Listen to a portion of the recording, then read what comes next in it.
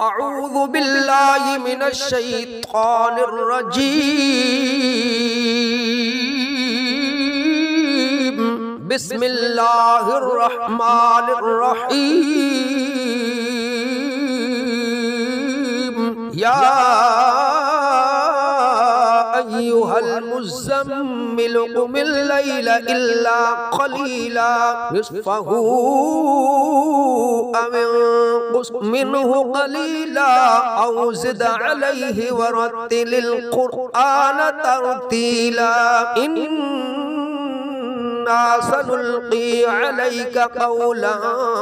ثقيلا إن ناشئة الليل هي أشد وطئا وأقوم قيلا إن لك في النهار سبحا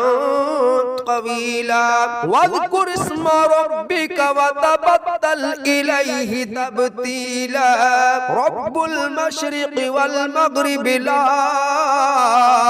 إله إلا هو فاتخذه وكيلا واصبر على ما يقولون واهجرهم هجرا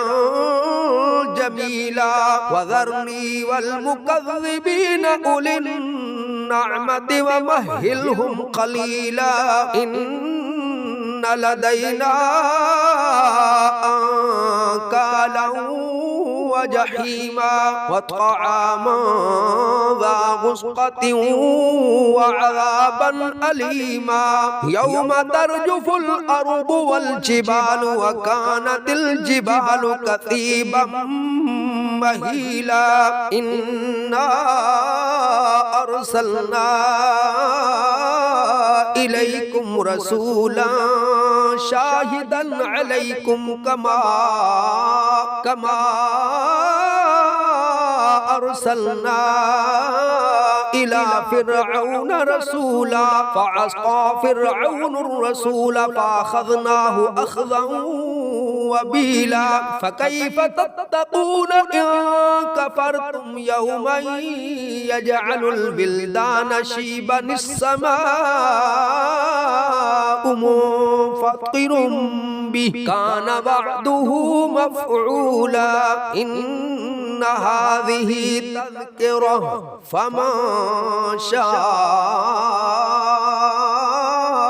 شاء اتخذ إلى ربه سبيلا إن ربك يعلم أنك تقوم أدنى من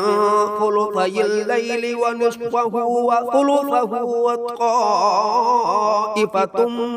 من الذين معك والله يقدر الليل والنهار علم أن لن تحصوه فتاب عليكم فاقرؤوا ما تيسر من القرآن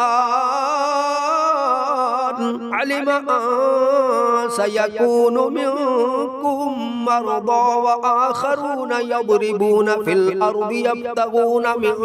فضل الله وآخرون يقاتلون في سبيل الله فاقرؤوا ما تيسر منه وأقيموا الصلاة وآتوا الزكاة وأقرضوا الله قرضا حسنا وما تقدموا لأنفسكم من خير تجدوه عند الله هو خيرا وأعظم أجر واستغفروا الله إن الله غفور رحيم صدق الله العظيم.